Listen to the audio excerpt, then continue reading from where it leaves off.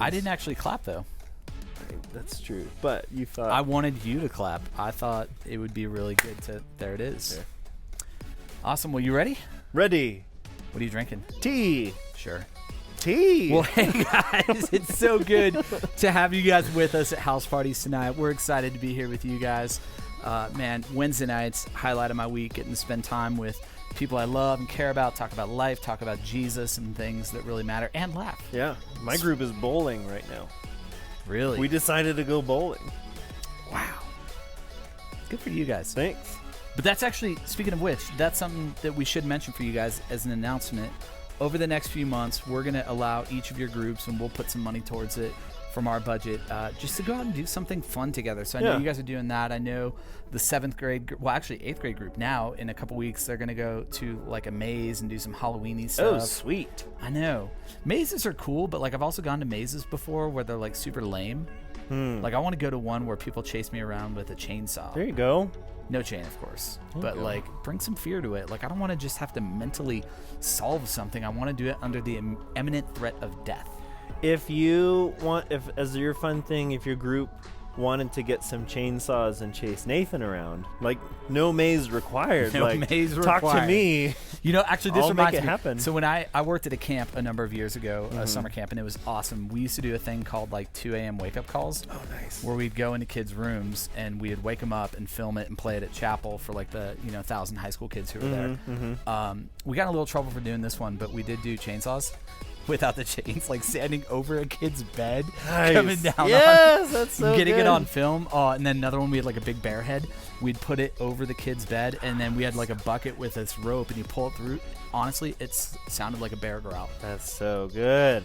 I did something similar. I worked at a camp, and every once in a while, a cabin would sleep in this tree house in the middle of the woods, and my friend and I, we got chainsaws with the chain on it. Start chopping it down. No, we didn't we do could that. just cut that tree right down. But he's like, I think I just started screaming bloody murder, and he started like the chainsaw, and then we just heard these faint screams from inside the treehouse. It was good times.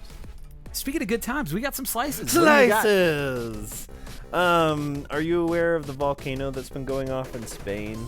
Sure. Okay, so there's a volcano going off in Spain, some island town, and most countries would say, hey, like, stay away, like, this is a dangerous area.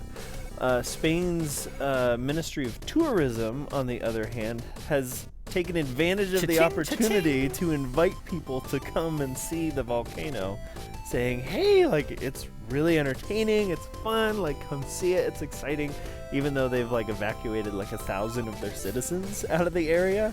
Like, they're just saying, tourists, come, check Dealing it out. with population control for the planet. Yeah, like, have you heard the phrase, tourist trap? Quite literally. Like, this is like a literal tourist trap where they You're get stuck! Congrats! consumed by a volcano. Good times. That's it. So my slice, let me ask you this. Like, what is the one food that you find yourself wanting on a Sunday typically as a Christian? Pickles. From where? I don't know. I just said the first thing that What's came to my closed head. on Sundays? Chick-fil-A. Yes, everybody wants Chick-fil-A on Sunday. Like my kids sometimes, like my wife leaving church, she'll go take them there, not remembering that it's actually closed, and then the kids get all disappointed. Well, there is a company who has decided to do something about this. They are going to start selling Chick-fil-A on Sundays, but there's kind of a catch. You remember a few months ago how Lil Nas X made those sneakers? Yes. So he did those in a partnership with a company called Mischief. It's MSCHF. Okay. And their whole thing is really trying to mock Christians and Christianity and Christian culture. Okay. So they're the ones who have started this service to sell Chick-fil-A on Sundays. Oh. So you can go to their website, you can sign up, and then if they're serving in your area on a Sunday, they will text you and say, hey, your order is ready. And it's so wild, man. Like, you go to their website and there's all this Bible verses on there about withholding food on the Sabbath. And they're trying to attack Chick-fil-A. Can you guess how much they're charging for these sandwiches? Oh, at least $50 a sandwich, I would think. What?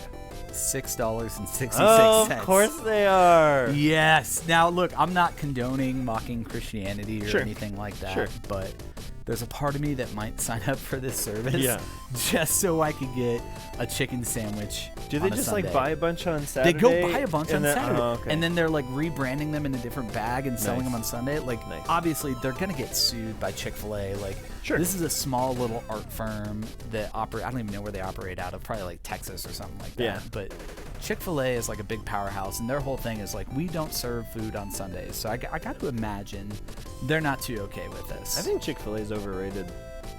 I think you're overrated. I do too. People need to chill out. No, okay. All right. Oh, I'm going to bring that clip back up. It's going to be great. Yes. Don't. It's so good, though. Moving on. Stetson always says these things in videos that, like, our church just latches onto for years. It's just, It's beautiful. Moving on. Moving along. All right, guys. We're going to move on. So last week, if you guys were here, we started this conversation about how to be a bad friend, right? Because the reality is some of us, we've got too many friends in our lives. Right. We have too many people who want our attention, and we've said, you know what, we've got to cut this out. Like, we need less people bothering us. And we kind of propose this idea to you that one of the ways you could be a bad friend, one of the ways you could drive people away is simply this: be an uncommitted friend, right? Don't show up for your friends when they need you to. Yep. Problem is, sometimes our friends are too stupid to take the hints. It's true. Or desperate. Or too desperate, that's right. And so if you've got these people in your life who keep coming around despite your best efforts to be scarce, then you're going to need to listen up, because tonight we're going to give you our second step to being a bad friend, and hopefully it's going to help them get the message that they just need to go ahead and leave you alone. And that's this. You got to tear them down with your words. Tear them down. Tear them down, right? So last week we talked about don't show up, right? Don't be present. Right. Tonight, it's all about tearing them down with your words, right?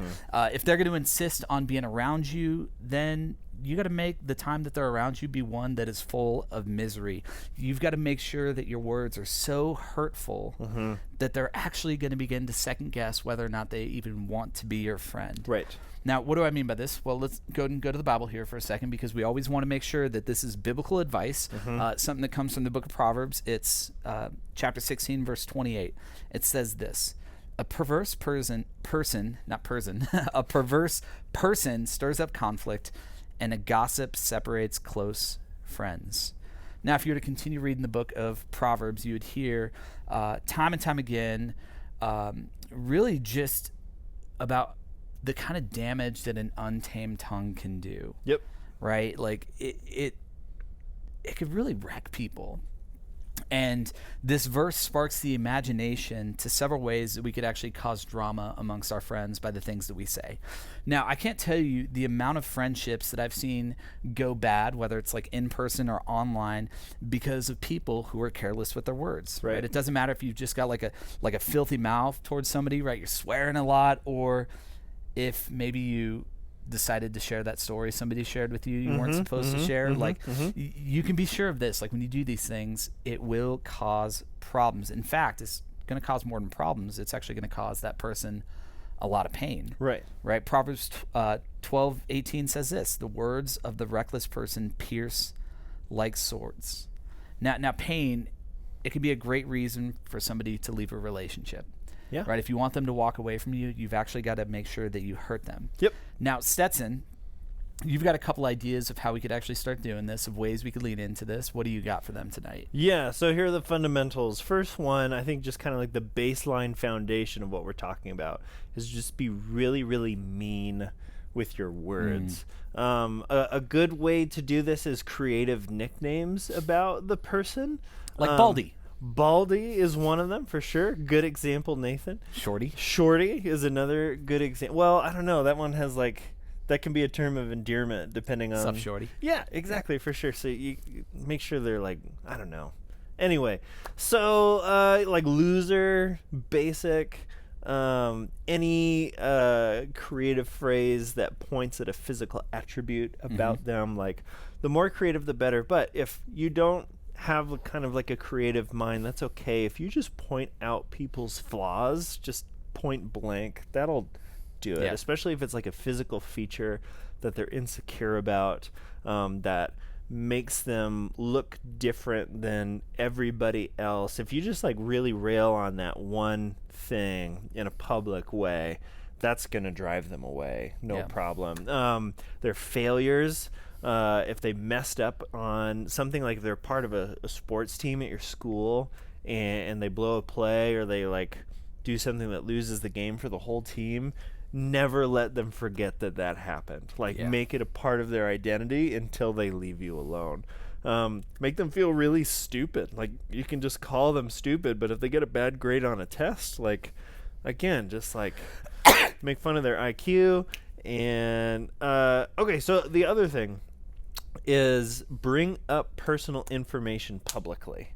So anything private, anything private they have shared with you, like if they have told, or with your house party, yeah.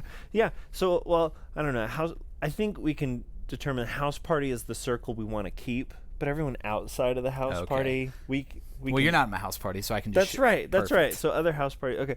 So if they like told you who their crush is, tell everyone, especially their crush. Just get post it on right Snap, out there. Yeah. Any health issues going on that they told you about in confidence, make sure everybody knows that. Things going on in their family, and just bring it up often. Just make it really public information, just like really randomly. You don't need a reason to bring it up. Just be like, hey, Jessica, how you feeling after you destroyed the bathroom last week? That sounded really bad. I know you had to go home early. I'm so glad we don't have anybody named Jessica. No. Yeah. If we do, I'm not pointing you out. Okay, so third thing is, if this is just like a really solid person and you've got nothing on them to point out, that's okay. You can just lie. So just like lie. Spread rumors about this person. They don't need to be true. Again, it's just to get them away from you. After that, you can leave them alone. Tell people that they're pregnant, especially if they're a boy. That will really confuse people. Tell people that they have a drug addiction. One of my favorites is when you tell your friends something that person said about them. Ooh, and that kind of creates like this double buffer between you and the person, because now your friends aren't going to want to hang out with that person. So if you're hanging out with your friends, it's unlikely that they're going to get invited into kind of like your inner circle of things. So overall, just being mean, personal information, lie, surefire way to just kind of clear up space in your calendar, have more free time, less friends. Such great ways to be a bad friend, man. It's in the Bible. Good job. All right. Yet again, none of that was actually real advice. Right. It Not would at be all. the worst. We find ourselves in I don't know, man. Like, I think about this, like all those things we just said, like it sounds so silly, but like those are some of the things that many of us do inadvertently in our relationships, and we can easily see just how damaging that could be to a healthy friendship. And and I think all of us have been on the receiving end of that too. Yeah. You know, it reminds me of just as you kind of talked about, and you talked about these different stories, like it got me thinking about like Jesus's biggest enemy, and maybe not even enemy, that's probably not even the right word, but just the people that Jesus engaged with the most, where there was like a lot of conflict there, and that was the Pharisees.